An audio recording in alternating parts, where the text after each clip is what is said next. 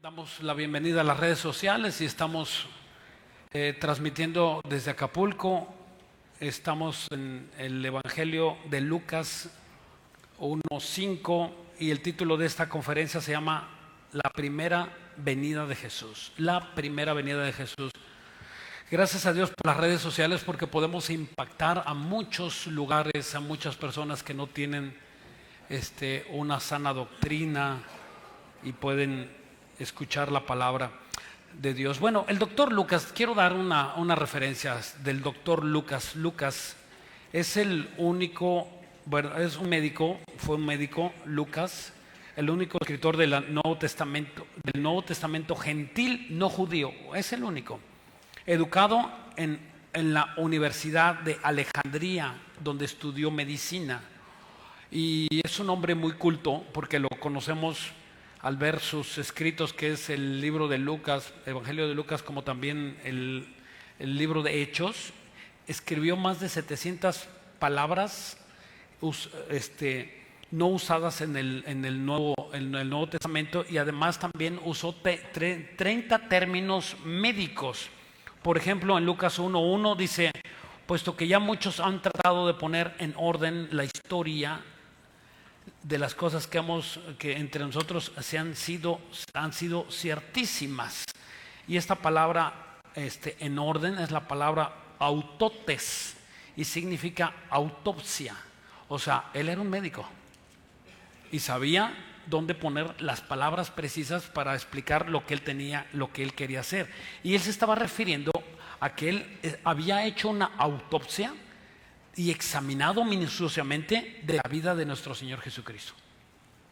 Él no lo conoció, Lucas no caminó con nuestro Señor Jesucristo, ¿verdad? Pero él investigó, indagó como un científico ¿verdad? Y vio para escribir en orden todas estas cosas.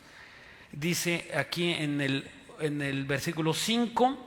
Dice: hubo en los días de Herodes, rey de Judá, un sacerdote llamado Zacarías, de la clase de Abdías. Su mujer era de las hijas de Aarón y se llamaba Elizabeth. Fíjense, esto es importantísimo.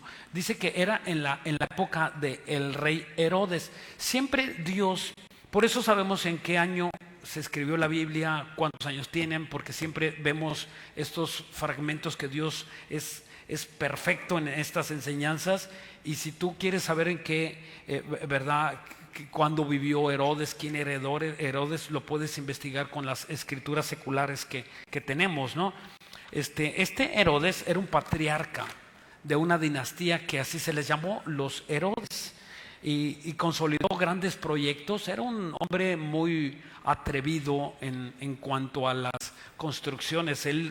Acuérdense que él reconstruyó el templo de Jerusalén. Era una belleza, era una cosa majestuosa, y los judíos le estaban muy agradecidos. Los sacerdotes y los levitas le estaban muy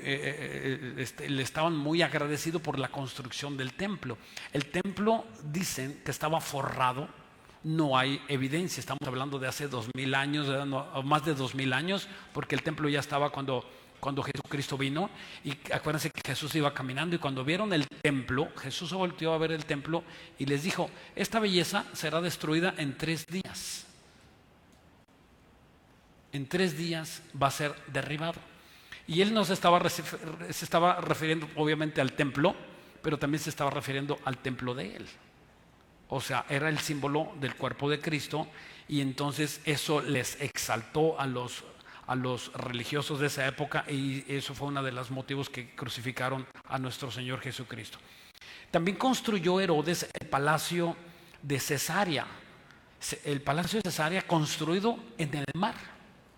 Tal cual, tú lo ves, y las ruinas no están en lo seco, están en el mar. O sea, él tenía playa, albercas de mar, y era una majestuosidad preciosa. Claro que también ya nada más están los vestigios, no hay los cimientos en el mar, y debió haber sido algo maravilloso. Además, era un asesino, era un depravado, despiadado, mató a 4 de sus hijos, mató a varias de sus esposas y a todos sus oponentes. Los romanos, él no era romano, era judío. Era judío y quizá de la descendencia de los moabitas. No era un rey, aunque se le dice el rey, se le da el título de rey, pero no era un rey, porque tenían un emperador en Roma. Debió haber sido un título de gobernador, de gobernante o de regente. Y este hombre era amado por los sacerdotes, por los escribas, por los fariseos, por la construcción de su templo. Y así, ¿verdad? ¿Cuántos gobernantes hay que porque les hace algo bueno, les aplauden? Sin importar si al otro, si es un asesino, un depravado, un violador, no les importa siempre y cuando a mí me esté funcionando. Y así pensaban los sacerdotes, estaban vendidos con Herodes. Entonces, ¿verdad? La clase vulgar, la clase pobre, pues le robaba los impuestos y los ultrajaba y hacía con ellos lo que quería. Es interesante que la intervención de Dios, ¿verdad? En la mano de Dios, en la mano poderosa, cuando Dios dice hasta aquí y hasta ahí llega un gobernante, lo tenemos como Nabucodonosor, ¿verdad? Que era un hombre también, un gobernante horrible, depravado, y entonces Dios llegó y la mano de Dios quitó a Nabucodonosor en un segundo. Le dio una locura en la mente, se volvió loco y andaba como animal corriendo, caminando y comiendo las cosas del piso. Y también Dios hizo justicia con Herodes, lo quitó en un segundo, muere Herodes y Dios los quita a los gobernantes. Porque recordemos, como dice en el libro de Romanos, porque los gobiernos están puestos por Dios para infundir el temor a todo aquel que hace el mal. Dios puso los gobernantes para perseguir a los malos. Y cuando un gobierno, escúchame bien, cuando un gobierno no hace la misión que Dios le dijo que tiene que hacer, ese gobierno tiene que desaparecer. Dios determina cuándo ese gobierno tiene que desaparecer, porque la función del gobierno, escúchame bien, no me importa de qué partido político seas, lo que dice en la Biblia es que cuando Dios dijo que los gobiernos están puestos para infundir el temor, para perseguir al malo, y cuando el gobierno no lo hace, ese gobierno está a punto de desaparecer. Oremos por nuestros gobiernos, hermanos. Oremos por nuestro presidente de la República, por los senadores, por el gobernador, por nuestra presidente municipal, para que Dios les dé sabiduría y que conozcan a nuestro Señor Jesucristo. Esto ha sucedido por siempre. Lo vemos en el libro cuando Dios permitió que el faraón persiguiera a los hebreos, y Dios en un segundo pues los inundó, ¿verdad? Cayeron en una trampa y fueron ahogados sus caballos y sus jinetes. Lo vemos también con Alejandro el Magno, ¿verdad? Un hombre también depravado, y también en un segundo su gobierno cayó, y por todo el mundo estamos viendo esos juicios de Dios. O sea, no es coincidencia, es la mano de Dios, y Dios va a hacer juicio hoy en día. También ahora tenemos más gobernantes corruptos en todo el mundo. Tenemos apenas un presidente ¿cómo se apellida? Se me fue el nombre de Brasil. Ese es cristiano, gracias a Dios llega al poder y todo mundo lo señala, es el odiado por todo mundo. Bolsonaro se llama, Bolsonaro, ¿verdad? Y ese es cristiano, en todo el mundo un presidente cristiano, y todos en contra de él. ¿Por qué? Por la ignorancia, y vamos a Hebreos 12:25. Hebreos 12:25.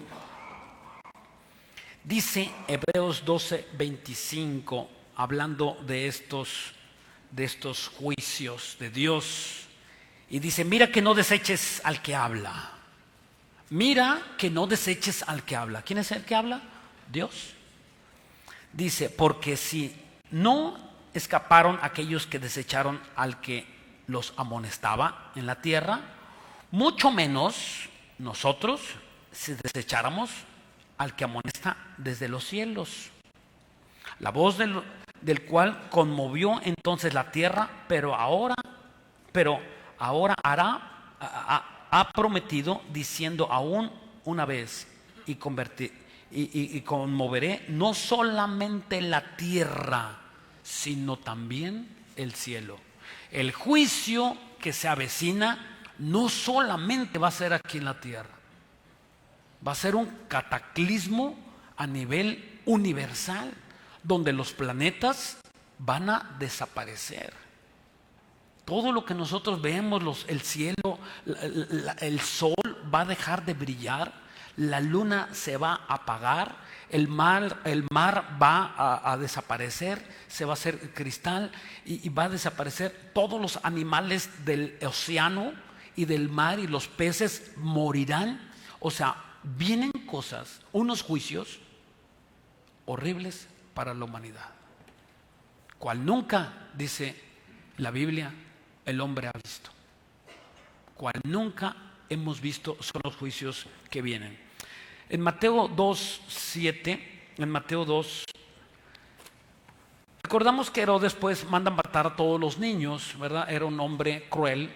Y entonces vienen y le dicen, oye, Herodes, fíjate que viene un rey judío, y este va a ser un rey judío, y ese rey es el que te va a quitar, como lo dice en el Antiguo Testamento. Y entonces se enoja Herodes, se enoja y manda matar a todos los niños, ¿verdad? Y miren, vamos a ver aquí la historia en Mateo 2:7. Entonces Herodes, llamando en secreto a los magos, indagó de ellos diligentemente el tiempo de la aparición de la estrella, y enviándolos a Belén dijo, id allá, averiguad con diligencia acerca del niño, y cuando lo halles, hacedmelo saber, para que yo también vaya y le adore. Si tú crees que le iban a avisar, pues claro que no, ¿verdad? Fueron los reyes, y estos no eran reyes, eran teólogos. Los dibujan como reyes, ¿verdad? Reyes magos, y no eran ni magos ni reyes, eran teólogos. Sabían el tiempo del nacimiento de nuestro Señor Jesucristo según la profecía de las 70 semanas de Daniel. Entonces dice, ellos habiendo oído al rey se fueron, y aquí que la estrella que habían visto en el oriente iba delante de ellos hasta que llegando se detuvo sobre donde estaba el niño. Y al ver la estrella se regocijaron con muy grande gozo. O sea, imagínate estos hombres, van en el desierto y, ¿verdad? Y van caminando siguiendo una estrella. Si tú sabes cómo se sacan los eclipses, si tú dices, bueno, es que, ¿verdad? Los científicos anuncian, los científicos astrónomos anuncian un eclipse que va a venir en tal fecha. ¿Y cómo saben ellos que va a venir un eclipse? Por la recreación. Ellos son capaces, por los datos científicos que tienen y matemáticos, los científicos astrónomos, no astrólogos, astrónomos, pueden calcular por la rotación y el giro y el acomodo de los planetas, saben cuándo va a haber un eclipse. Entonces, estos mismos científicos han hecho cuentas en una recreación, y se han ido a la historia al año 0 para investigar de dónde salió esta estrella. ¿Y sabes qué? No existe. No hay ninguna estrella que digan, bueno, pues es que hace 2000 años se acercó tanto el planeta Mercurio, el que tú quieras, se acercó Marte o Júpiter, y se acercó y parecía tan grande como una estrella. No hay tal cosa. No existió una estrella tan brillante como la que describe la Biblia. Entonces, ¿qué es?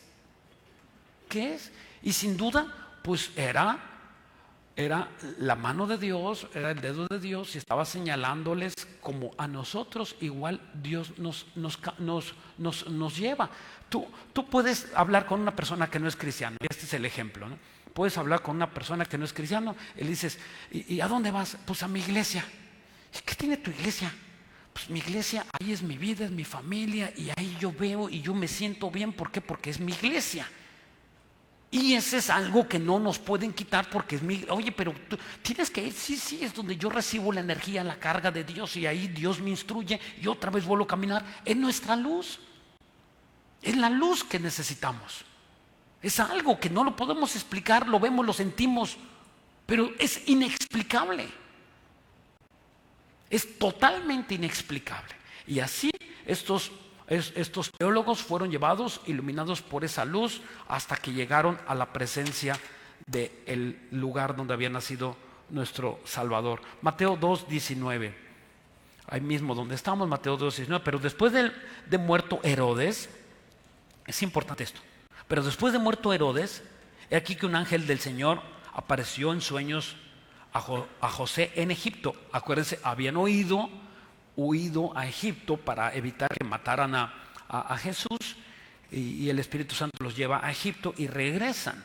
En el versículo 20, diciendo: levántate y toma al niño y a su madre y vete a la tierra de Israel, porque han muerto los que procuraban la muerte del niño. Entonces él se levantó y tomó al niño y a su madre y vino a la tierra de Israel. Ok, fíjense bien. Entonces, el nacimiento de Jesús se sitúa justamente cuando aproximadamente algunos días, meses, cuando muere Herodes. Y Herodes muere según la historia, muere en el 400 antes de Cristo. O sea, a ver, ¿cómo? En el año 4 antes de Cristo. Entonces, Herodes debió haber muerto, según la Biblia, en el año 0. Pero la historia dice que murió el año 4 antes de Cristo. Entonces, si murió el año 4 antes de Cristo, quiere decir que el calendario que nosotros estamos viviendo no estamos ahorita en el año 2019, sino estamos, agrégale, 4 años. Y nosotros debemos de estar ahorita aproximadamente en el año 2024. Ese es el año aproximadamente que nosotros estamos viviendo. Entonces, esto hace una revolución en muchos de ustedes que me están oyendo y que saben que les gusta estudiar la Biblia, porque la venida de nuestro Señor Jesucristo es ahora más cerca de lo que tú creías la semana pasada. Más cerca. ¿Sí? Porque si vamos a lo que hemos estado hablando, ¿verdad? Que Jesús dijo que cuando veas la higuera florecer, la higuera es Israel, y que florece en el año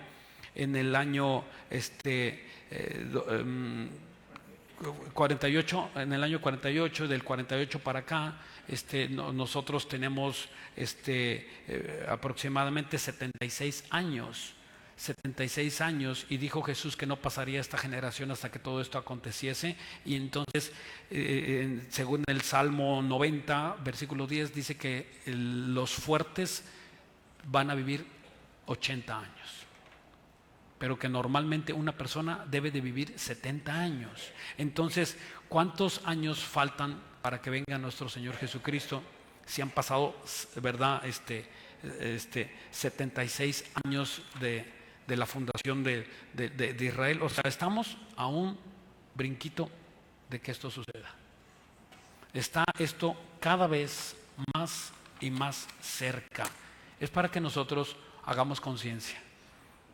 Hagamos conciencia y que estamos nosotros velando la venida de nuestro Señor Jesucristo. Porque Él dijo: velad, velad, y que velad es que no duermas. O como si dormieres, pero descansas, pero sin dormir, sin perderte, sin escaparte y sin irte al pecado, y sabiendo que la venida de nuestro Señor Jesucristo es cada vez más cerca. Ok, entonces regresemos a la historia con María. Vamos a Lucas 1:28. Lucas 1:28 dice aquí. Vamos a ver ahora con María. Regresamos un poquito, no regresamos. Entrando el ángel en donde ella estaba, aquí todavía María no, aquí en este momento, esta narración que vamos a ver, María es cuando sale embarazada. dice, entrando el ángel donde ella estaba, dijo: salve, muy favorecida, el Señor es contigo, bendita tú entre las mujeres. Mas ella, cuando le vio, se turbó por sus palabras y pensó qué salutación, o sea, qué saludo sería esta. Entonces el ángel le dijo: María, no temas, porque has hallado gracia delante de Dios, y ahora concebirás en tu vientre y darás a luz un hijo, y llamarás su nombre Jesús. Este será grande y será llamado Hijo del Altísimo, y el Señor Dios le dará el trono de David su padre, y reinará sobre la casa de Jacob para siempre, y su reino no tendrá fin. Entonces María dijo al ángel: ¿cómo será esto? Pues no conozco varón. Respondió el ángel, le dijo: el Espíritu Santo vendrá sobre ti, y el poder del Altísimo te cubrirá con su sombra, por lo cual también el santo ser que nacerá será llamado Hijo de Dios. Entonces, qué hermoso. Ella le dice: vas a tener un hijo, le dice el ángel, y ella dice: ¿y cómo? Si no conozco varón. Y ella ya tenía de novio a José. Quiere decir que ella se guardaba en santidad. ¿Cuántos novios de hoy en día no se guardan en santidad? Muchas personas dicen: no hay noviazgos en la Biblia. ¿Y qué te parece el de María y de José? En santidad 100%. Nada de que ya se habían ido a vivir y poner su departamento para conocerse. Eso no es de Dios. Eso se llama fornicación. Y Dios aquí pone un ejemplo de una mujer que vivía en santidad, que se mantuvo virgen para su marido, que el hombre se mantiene virgen para su esposa. Ese es el diseño de Dios. El diseño de Dios no es que se viva en fornicación y que el hombre tenga más manotas para agarrarte y que tú se lo permitas, mujer de Dios. Eso no es un diseño de Dios. Si tú quieres ser bien bendecido y bien bendecida, se tiene que guardar en santidad antes del matrimonio, para que Dios los bendiga en todo lo que no te imaginas. Y Dios agarró a esta mujer porque se sabía guardar en santidad, y Dios le dio el privilegio. ¿Te imaginas a María tener en su vientre al mismísimo Dios? Qué hermoso debió haber sido para ella. Y ver milagros a su alrededor, vio milagros, y estuvo Jesucristo en el vientre de María, simplemente porque María se supo guardar en santidad y supo saber que ella tenía un propósito para Dios y ella se guardaba. Ok, vamos a Hechos 1:6. Esta palabra que dice que cubrió, que le cubrió a María, y aquí lo vamos a ver ahorita también en Lucas, es la palabra episquiazo. Si quieres anotarlo, de Lucas 1:35 dice que le cubría como una sombra, y esta palabra es episquiazo, con cada kilo, y significa luz que envuelve. O sea, ¿qué quiere decir esto? Que Dios, el Espíritu Santo, ¿cómo fue que fecundó el óvulo de María, el Espíritu Santo? Así, en una forma, en una presencia del Espíritu Santo. En ese momento fecundó el óvulo y fue embarazada. No fue inseminación artificial, no.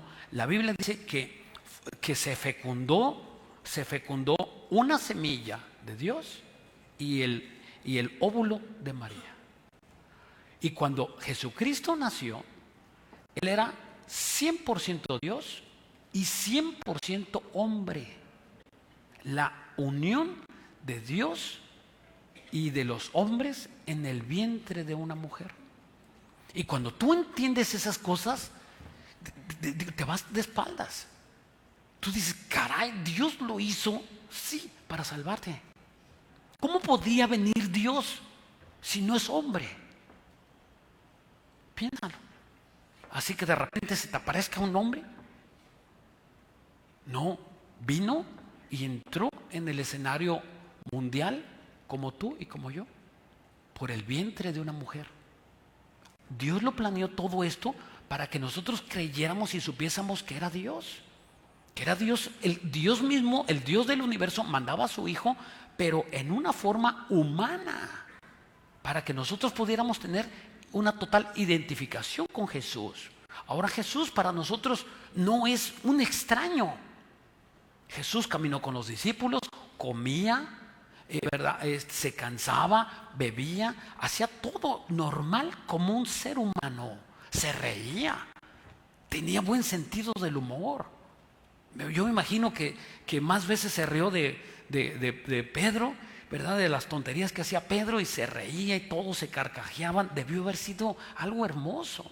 Yo, por ejemplo, veo cuánta risa debió haber dado a nuestro Señor Jesucristo cuando le dice Pedro a Jesús, él dice, estás caminando arriba del agua, yo puedo hacer esto. Y le dice Jesús, camina, tú ven. Y entonces dice, ¿verdad? Era muy atrevido el Pedro, y se baja de la barca y empieza a caminar arriba del agua, y empieza a caminar, y de repente empieza a hundirse.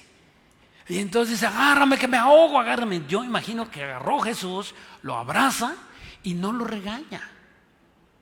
Le dice con risa, ¿cuánto, verdad? ¿Qué hiciste, tonto? Por en vez de quitar tus ojos de mis ojos, y por eso te hundiste, ja, ja, ja. Se debió haber reído. Oye, yo te pregunto, ¿cuántas veces tú estás en pecado y Dios te levanta? Y no viene un grito del cielo, ¡qué menso eres! ¿Qué estás haciendo?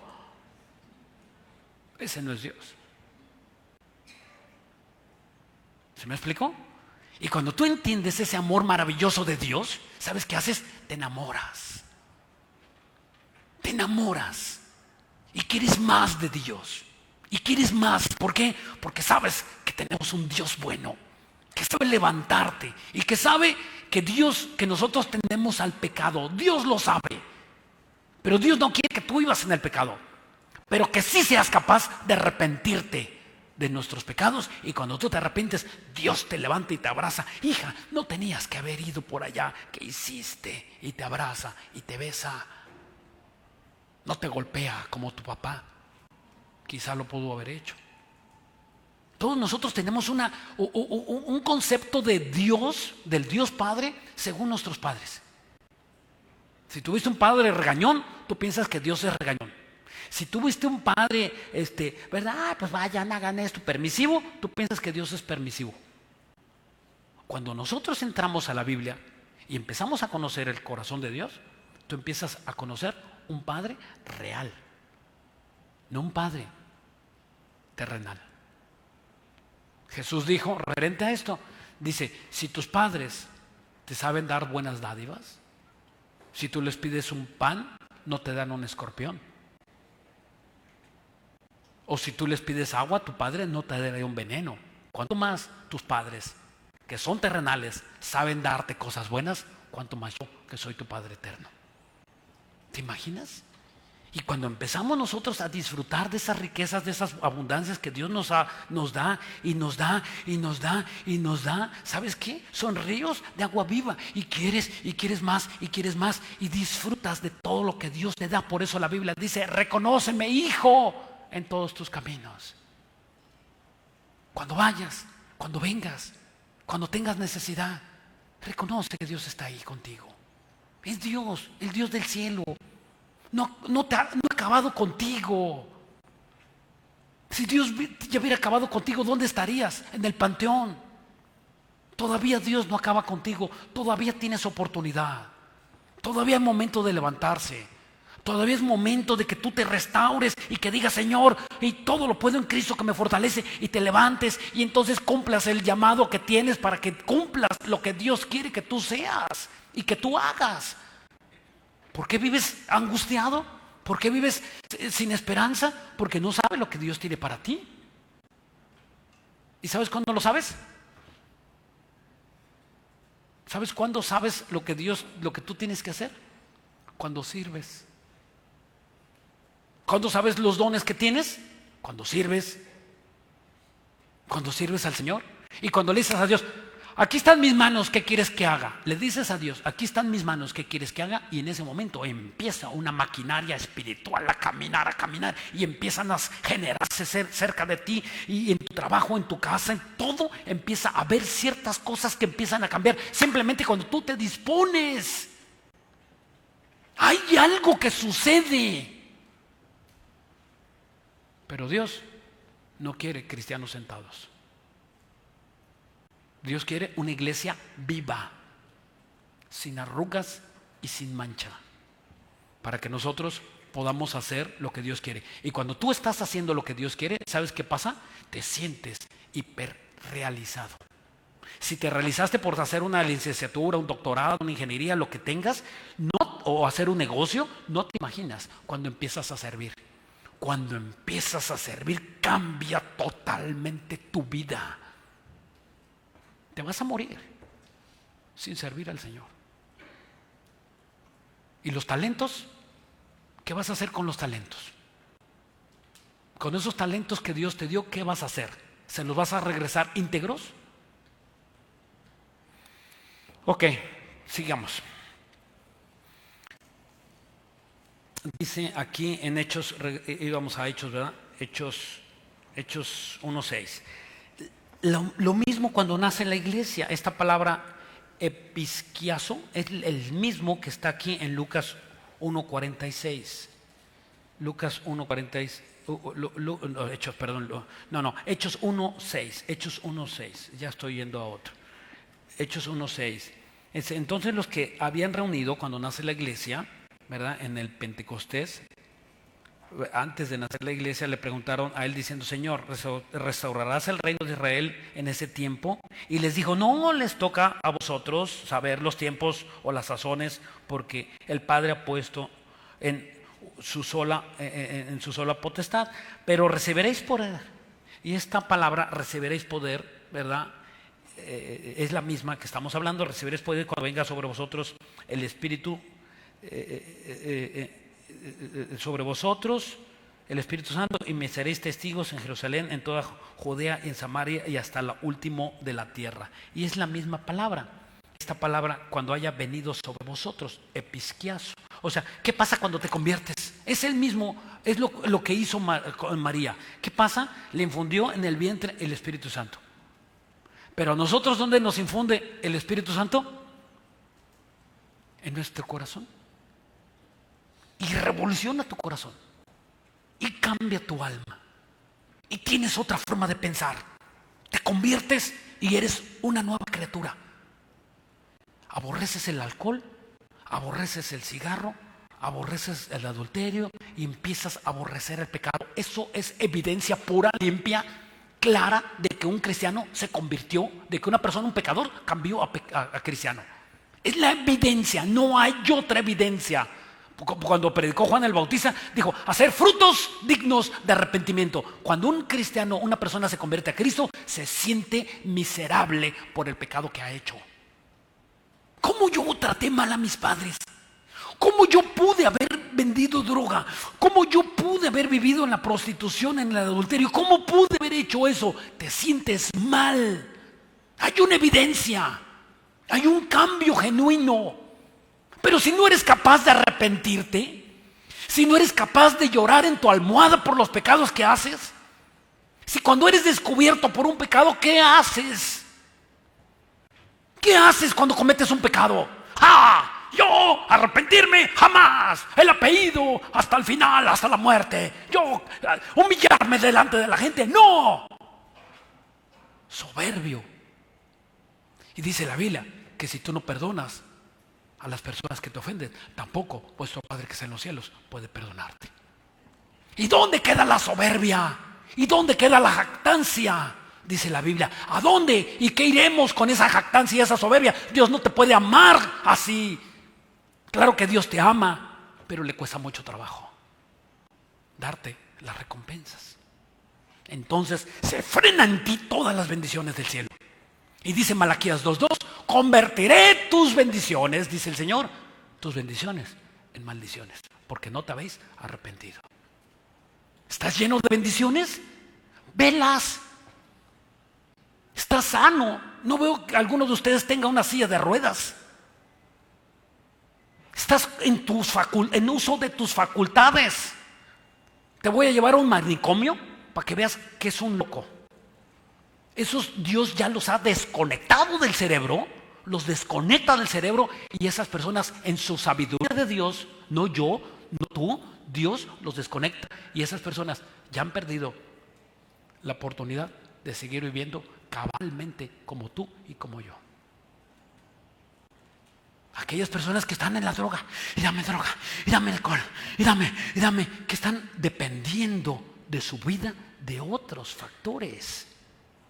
Y Dios te llamó aquí para que cambies tu vida, para que no sea el dinero, para que no sea una mujer, que no sea un hombre, que no sea la droga a lo que tú dependes, sino dependes directamente de nuestro Señor Jesucristo. Ok, vamos a ver qué es lo que hace la reacción de María. Vamos a Lucas 1:46. Regresamos a Lucas. María, algunos han de decir, bueno, María, la Virgen María, por supuesto, y sin duda el personaje bíblico más mal interpretado de toda la Biblia. Es mal enseñada, no es salvadora, ella no es una corredentora con Cristo, no es. Ella fue un instrumento de Dios como tú y como yo. Ella no salva a nadie, ella necesitaba salvación igual que tú y yo. Ella era un humano. Y ahora ya la dibujan hasta en las paredes, y la dibujan y le hacen cuadros y le ponen velas. Caray, pobre María. Miren lo que dijo ella. Esto a muchos religiosos no les gusta leer. Dice aquí, entonces María dijo, engrandece mi alma al Señor, y mi espíritu se regocija en Dios, mi Salvador. O sea, María necesitaba salvación. No dijo yo le di la vida. Ella dijo, mi Salvador, tú me salvaste, Dios, a mí, siendo pecadora. Dice el versículo 48, porque ha mirado la bajeza de su sierva. O sea, se reconocía pecadora. Pues aquí, desde ahora me dirán bienaventurada todas las generaciones. Se sabía que tenía problemas con el pecado, como tú y como yo. ¿No es verdad? Dijo Jesús, el que esté exento de pecado, tire la primera piedra. ¿Y tú que eres tan criticón de los demás? ¡Ay! ¿Y qué pecado tienes? Criticas al hermano, criticas al otro, criticas al pastor. ¿Y tú qué tienes? ¿Tú qué tienes? ¿Eres acaso Dios? ¿Somos dioses para aventarle piedras a quien queramos? No. ¿Cuánto peligro hacemos haciendo un juicio? ¿Qué peligro hacemos un juicio? Porque no sabes la otra parte. No tienes el total conocimiento. Cuando te dicen y te llevan a ti o te dicen algo, tú tienes una versión. Y el juez nunca se va con una versión. Un juez verdadero, un juez justo, ¿sabes cuántas versiones oye? Todas. Para hacer un veredicto.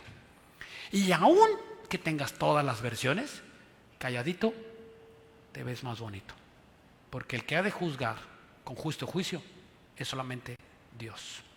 Nosotros, orar, tener misericordia, tener amor, y todo lo demás sale sobrando, solamente nos ocasiona daño a nuestros corazones. Ok, vamos a Lucas 2:8. Vamos a saltar aquí a Lucas, el nacimiento de Jesús. Vamos a ver ahora cómo fue este nacimiento de Jesús.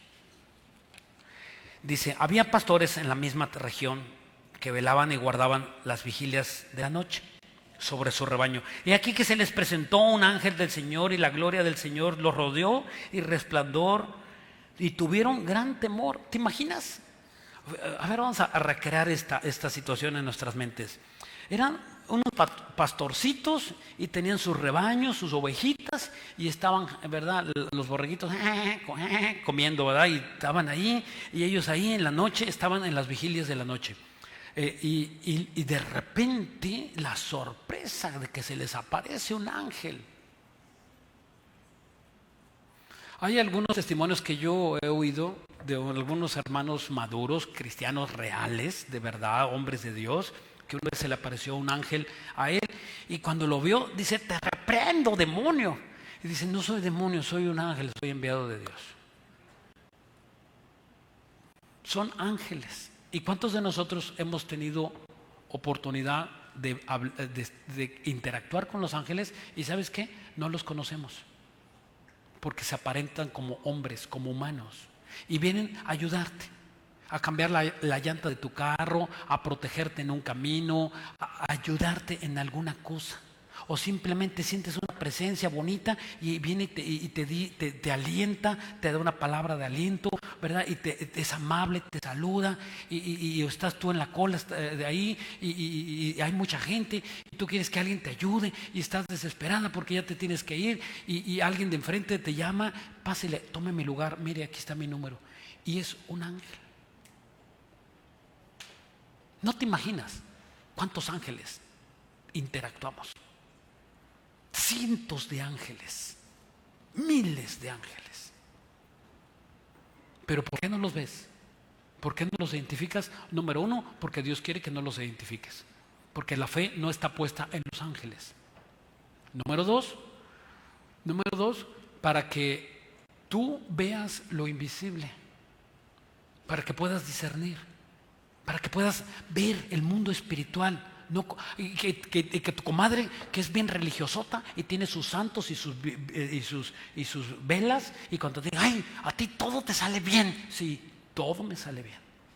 Y que tú les puedas dar testimonio de que vivir obedeciendo a Dios es totalmente diferente a vivir en contra de Dios. Ok, y dice aquí las vigilias. Quiero darles este dato de las vigilias. Los judíos tenían 4 vigilias. Este es importantísimo. La primera vigilia era de 6 de la tarde a 9 de la noche. Esto no era vigilia porque sigue habiendo luz. Pero sí se le llama vigilia. La segunda es de 9 de la noche a 12 de la noche. La tercera es de 12 de la noche a 3 de la mañana. Y la última, la cuarta vigilia, es de las 3 de la mañana a las 6 de la mañana. Pregunta: ¿cuál es la vigilia más oscura? ¿La primera, segunda, tercera o cuarta? La tercera. La tercera, porque la cuarta es cuando ya amanece. O sea, dicho de otra manera, ¿sabes cuándo es cuando ya va a amanecer? Cuando ya no hay estrella, cuando ya no está la luna y que las estrellas se esconden, es cuando está la noche más densa, más oscura. Y según la Biblia, nosotros estamos viviendo en esos tiempos. Siempre Jesús habla de oscuridad, habla de las vigilias. Vamos a 2 Pedro 1. Pablo dijo, 2 Pedro 1, Pablo dijo, por ejemplo: la noche está avanzada y se acerca el día. Desechemos las obras de las tinieblas y vistámonos con las armas de la luz. ¿Dónde estamos? En tinieblas. Estamos en tinieblas. Ves la televisión y la televisión te quiere vender algo, cambiarte tu forma de pensar. Ves un compadre y para ellos el alcohol es normal. Y ves a una persona, pues vivir con su amante es normal. Estamos en tinieblas. Ahora se les aplaude a los buenos. Ahora los gobernantes malos ahora son buenos. Ya no hay una diferencia entre un bueno y un malo. La Biblia lo dijo, hay de aquel a lo que lo bueno le diga malo y a lo malo le diga bueno. Estamos viviendo esos momentos, estamos en tinieblas. Y en 2 Pedro 1:14, 1:19, perdón. 2 Pedro 1:19 te dice, también tenemos la palabra profética más segura, la cual hacemos bien al estar atentos, como una antorcha que alumbre el lugar oscuro hasta que el día esclarezca. Hasta que el día esclarezca y el lucero de la mañana salga en nuestros corazones. ¿Qué necesitas? Luz. Y esta palabra lucero es fósforo. Es interesante. Y ¿verdad? Quizá los jóvenes no sepan lo que es un fósforo, ¿verdad? Un fósforo es un cerillo que los prendías. Yo no sé si existan todavía, ¿verdad? ¿Sí existen? Sí, bueno. Yo creía que ya no, pero por la tecnología, ¿no? Ahora hay ya encendedores electrónicos y todas esas cosas, ¿no? Y bueno, eso es un fósforo. ¿Y cómo empieza un fósforo? ¿Es una luz intensa o es una luz bajita? Es una luz bajita. Y así empieza. Nace en tu corazón esa velita. Cuando vas a la Biblia, lees la Biblia y nace aquí una velita, un fósforo. Un fosforito empieza a arder, empieza a arder y está ardiendo en ti por el uso y la oración de la Biblia. Y te metes con Dios. Y tú sabes que Dios te está hablando aquí. Y te está hablando. Y te lees un salmo, te lees las profecías de Apocalipsis. Y Dios te está hablando. Y ahí dentro de este libro maravilloso nos está hablando Dios. Y esa velita después se convierte en un fuego. Es una pasión. Se convierte en tu vida. No quieres otra cosa más que la Biblia. ¿Y por qué estás frío? ¿Por qué no entiendes lo que pasa? Porque dejaste de ir a la Biblia. ¿Qué pasó contigo que estás enojado? Dejaste de ir a la Biblia. ¿Y por qué ahora piensas que todos son hipócritas? Porque dejaste de ir a la Biblia. ¿Por qué piensas que todos son malos? Porque dejaste de ir a la Biblia. Y cuando tú te apartas de esto que es tu vida, que el Espíritu Santo dentro de ti está reseco, necesita Biblia. Necesita Biblia. Y cuando tú a tu Espíritu Santo le das Biblia, te hinchas, creces espiritualmente. Si te apartas de la Biblia, no hay peor cosa para un cristiano que se aparte de la Biblia, porque le va a ir mal. Número 1, porque pierde la protección de Dios. Nada más. Y número 2, que Satanás nos odia. Como dijo el ratón Crispín, con odio jarocho. Nos odia con odio jarocho. Satanás ha sido mentiroso, padre de mentira y homicida desde el principio. Satanás no te va a dejar con cabeza.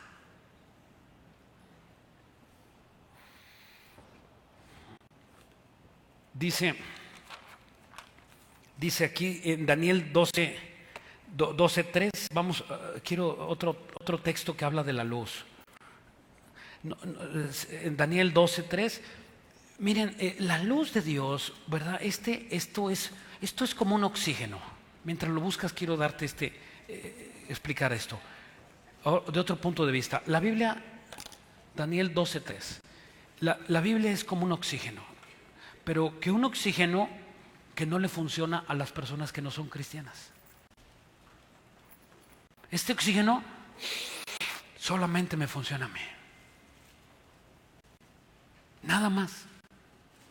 Los que tenemos el engrane preciso, que este es un engrane, y aquí yo tengo otro engrane que se llama Espíritu Santo y solamente encaja con un cristiano. Si este engrane, esta Biblia, yo que se la quiero poner a uno no cristiano, quítate. ¿Qué me tienes que venir a decir a mí de tu Biblia? No le sirve, porque necesitan la otra parte para que embone en sus vidas. Se llama Espíritu Santo. Por eso cuando tú lees la Biblia, si no eres cristiano, te duerme. No, esto y obedecer esto y esto también obedece. Ay, tanta prohibición. No, pues esto, ay, no, esto está anticuado. La Biblia está anticuada. ¿Dónde están los homosexuales aquí? No, pues está en contra. No, pues ya ves, ya. ¿Por qué? Porque les falta entender. Y cuando dice la Biblia que amarás a tu esposa y la respetarás y la honrarás, esto encaja. Una persona que está en contra de Dios no puede obedecer a Dios. No nos engañemos. La Biblia dice, Dios no puede ser burlado. Todo lo que el hombre sembrare, el hombre segará. Si siembras para tu carne, cosecharás de tu carne. Pero si siembras del Espíritu, ¿sabes qué vas a cosechar? Esto, vida eterna. Es lo que Dios quiere que tú coseches. Y dice en Daniel 12:3, dice, los entendidos. ¿Quiénes son? ¿Los entendidos? Pues los entendidos. Sí, está muy fácil, ¿no? ¿Quiénes son los entendidos? Los que entienden. Dice, los entendidos resplandecerán como el resplandor del firmamento, y los que enseñan la justicia a la multitud como las estrellas a perpetua eternidad. Otra vez la luz. Pero aquí vemos esta luz más intensa. Una vez, fíjate nada más, una vez que esa luz se hace intensa en ti, vas a poder alumbrar a los demás. Tú no eres la luz. Yo no soy la luz. La luz vino al mundo y los que amamos la luz, esa luz resplandece en nosotros. Y cuando tú empiezas a tener esa luz, ¿sabes qué empiezas a hacer con los que están cerca de ti? El amor. Los contaminas.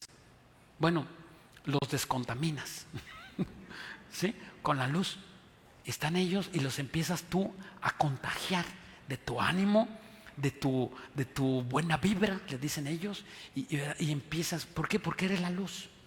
Pero si llegas, no hombre, supieras aquel y y aquel y te oye y te escucha una persona que no es cristiana. Está reseco. Ten misericordia. Gracias a Dios que nosotros no somos guiados por los hombres, porque la Biblia dice, maldito el hombre que confía y pone sus ojos en el hombre. No pongas tus ojos ni en el pastor, porque yo soy hombre y te puedo fallar. Pon tus ojos en el autor y consumador de la fe. No vas a poner tus ojos en un hombre, porque vamos a tropezar. Tú no tienes que amar a tu esposo más que a Dios. Tú tienes que amar más a Dios que a tu esposo o que a tu esposa. Y tienes que amar más a Dios que a tus hijos. Porque si tú no amas más a Dios, tú estás en pecado, y cuando te fallen tus hijos, tus diosesitos, entonces tú vas a sentirte que te mueres. Ok, vamos a Lucas 2, Lucas 2:10. Lucas 2:10 dice, pero el ángel le dijo, no temas, porque aquí que doy buenas de gran gozo, que serán para todo el pueblo, que os ha nacido hoy en la ciudad de David un Salvador, que es Cristo el Señor. Esto os servirá de señal, y hallaréis un niño envuelto en pañales, acostado en un pesebre. ¿Cómo? En un pesebre. El pesebre es donde se daba alimento a los animales. O sea, ¿dónde nació Jesús? En un establo. ¿Cómo el Dios del cielo manda a nacer a su unigénito Hijo? El unigénito Hijo de Dios, el Dios del universo, el Dios de todas las galaxias, manda a morir, a vivir, a nacer a su Hijo en un pesebre. Ni siquiera en una casa de Infonavit. Hay que la vaya pagando José y María en abonos. Nada. En un pesebre. ¿Te imaginas? ¿Por qué hizo Dios eso? Sin soldados, sin guaruras, sin riquezas, sin espada y con pobreza. ¿Por qué? Porque lo que Dios quería hacer es que nosotros no buscáramos a Dios por las riquezas, que claro que las tiene. Él es el dueño del oro y la plata, según el Salmo 150. Él es el dueño de todo. Simplemente es para que tú no busques a Dios por lo que te da. Dios no quiere que lo busques por lo que Él te da. Escúchame, a Dios no se le busca por lo que te da. ¿Qué hicieron aquellas personas que alimentó a 5,000 personas? 5,000 personas les dio de comer, se compadeció de ellos y a 5,000 les dio de comer. Y el otro día llegaron y hasta trajeron a sus compadres. Vamos, un hombre hace ahí maravillas entre los peces y los panes. Vamos, y ya era otra multitud. Y Jesús les dijo: ustedes me buscan porque les doy de comer, pero ahora tienen que comer mi palabra. Y sacó los rollos: tienen que comer mi palabra. ¿No eres el hijo de María? Uy, me gustaba para esto. Vámonos, comadre. ¿Por qué? Porque esas personas buscan a Dios por los que les da. Pero si tú buscas a Dios porque te ha salvado, porque te ha dado la vida nueva, porque te dio una oportunidad más de vivir, ese es el Dios de la Biblia. Erráis por no conocer las Escrituras.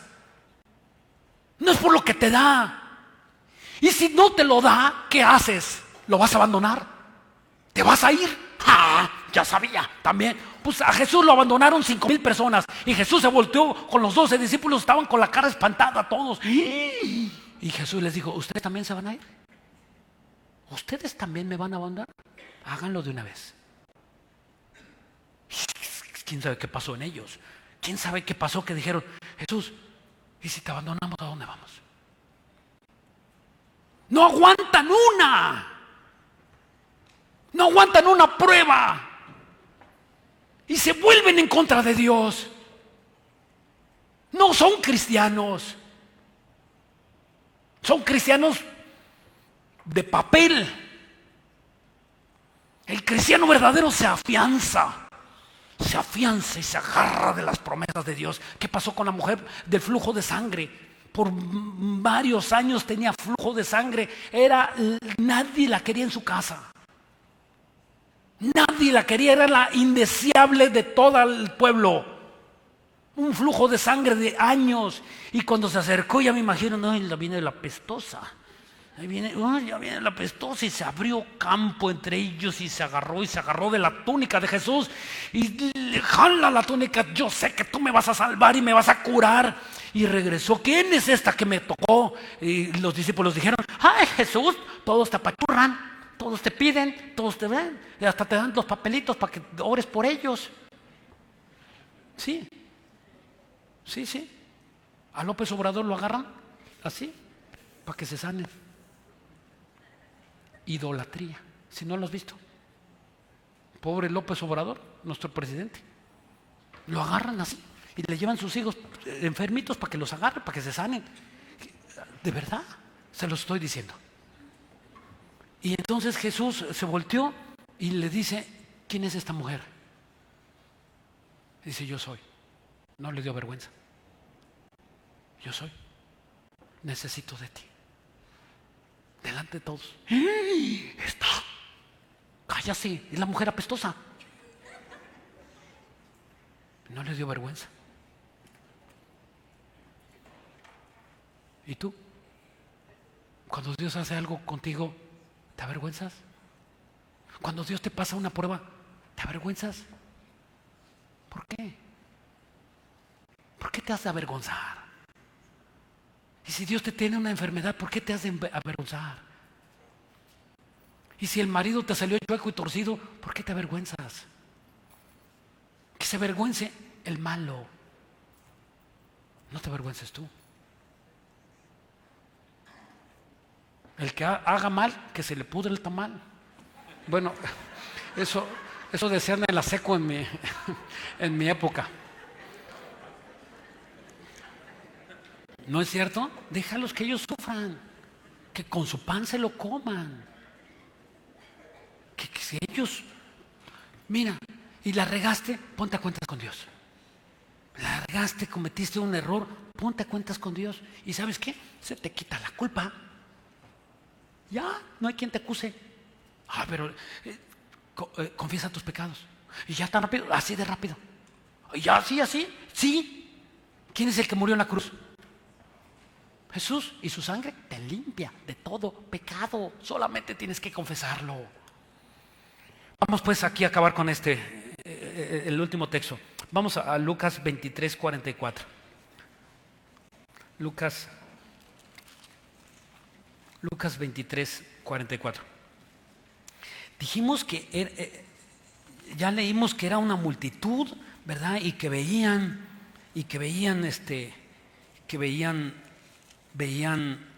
eran ángeles y que venían y vieron toda una multitud de huestes. No lo leímos, ¿verdad? Vamos a regresarnos. Pongan una marca aquí en Lucas 23. Lucas 23, ahorita regresamos y vamos aquí a donde estábamos en Lucas 2, 13.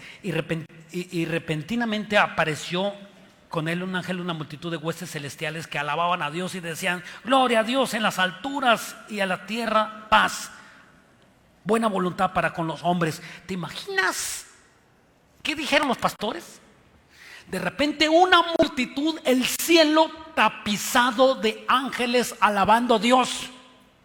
No era uno, dos o tres, eran miles y miles y miles de millones de ángeles cantando alabanzas a Dios, porque ellos estaban adorando a Dios y estaban diciéndole: Dios, te alabamos y te adoramos porque mandaste a este niño. Los ángeles, esto es importante, los ángeles fueron testigos de que Dios puso a Jesucristo en el mundo. Y dijeron: estos sinvergüenzas, ¿qué le van a hacer a nuestro Rey de Gloria? ¿Qué van a hacer Dios con tu hijo en el momento en que tú lo pongas en la tierra? Yo me imagino que eso pensaron los ángeles. Y dicho y hecho, nos manda Dios a su hijo.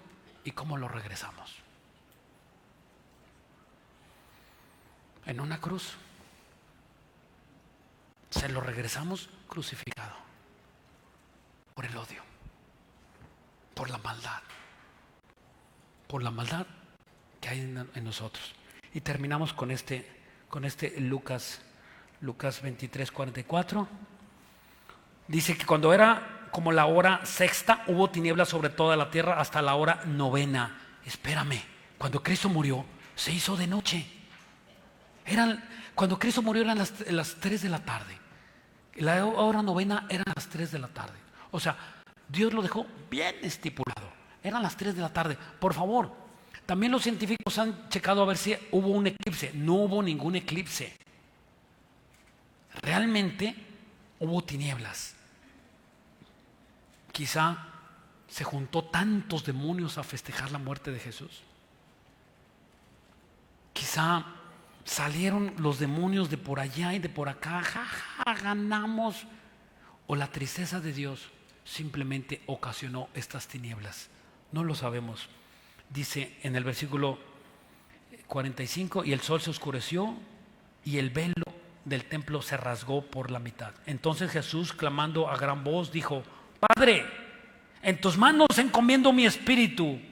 Y habiendo dicho esto, expiró. Espérame, ¿qué habíamos dicho? ¿Qué habíamos dicho en Lucas 2:13? Que los ángeles se maravillaban. ¿Qué cara tenían los ángeles cuando murió Jesús? Lo mataron. Lo mataron. Miguel, mataron a Jesús. Y el Padre, callado, con mucho dolor en su corazón. El Padre, con mucho dolor en su corazón, no le dio explicaciones a ninguno. Tenía que sufrir el Padre el dolor de la muerte de Jesús por tus pecados, por los tuyos y también los míos. que llevó Jesús en el madero. Y los ángeles, ¿cómo es posible que hayan matado a esos sinvergüenzas? Yo me imagino que debieron haber... ¿Qué hicieron con nuestro Dios de gloria? ¿Qué hicieron? La humanidad no merece la salvación. Eso pensaban los ángeles, pero Dios tenía otro plan. Dios tenía el plan de la redención eterna en ti y en mí. A eso vino Jesús. Oh, sorpresa. Al tercer día se levantó el muerto. Y nuestro Jesucristo ya no está muerto, Él está vivo. Y ya no está crucificado. Gracias a Dios.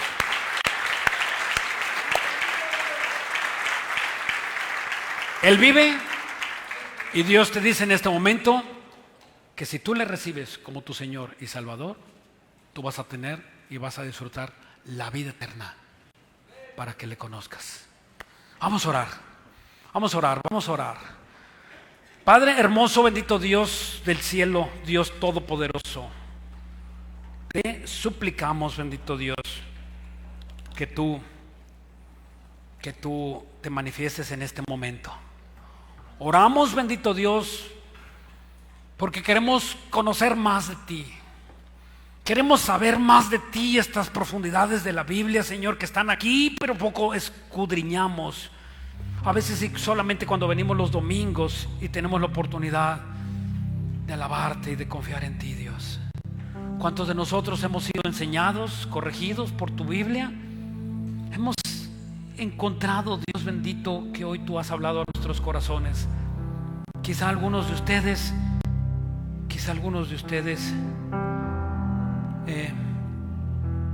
quieran mejorar su relación con Dios. Y quizá otros quieran recibir a Jesús como su Señor y Salvador. Si tú no tienes a Jesús, te hablo a ti que no ha cambiado tu vida. A ti que no ha cambiado tu vida, que no has dejado ese pecado habitual. Tú necesitas la sangre de Jesucristo. No te engañes. Tienes que recibirle. Y la Biblia dice, a los que le recibieron, les dio potestad de ser llamados hijos de Dios. Te necesito, Jesús. No quiero pasar este año sin ti. O sea que acaba una década, empieza otra década. Y los años vienen y los años pasan, pero no sabes tú cuándo Dios te va a llamar. Y quizá este sea el último día que Dios te está hablando y te está diciendo: quiero tu corazón, quiero tus emociones, quiero tu pecado, quiero tu vida. Y quizá no se la entregues. Quizá seas como los 5,000 y digas: a esto vine. Pero quizás seas como los discípulos y tengas que decir: ¿y a dónde más iremos si solamente tú tienes palabras de vida eterna? Gracias, Dios. Amado Padre, gracias. Te quiero recibir, Jesús, como mi Señor y mi Salvador. Sé que resucitaste entre los muertos y quiero pedirte perdón por cada uno de mis pecados, desde que nací hasta este momento. Tan solo con una gota de sangre quedarías limpio totalmente. Y no es una gota de sangre, es toda la sangre de nuestro Señor Jesucristo. Gracias, Dios, por esta bendita palabra. En el nombre de tu Hijo Cristo Jesús. Amén. Amén.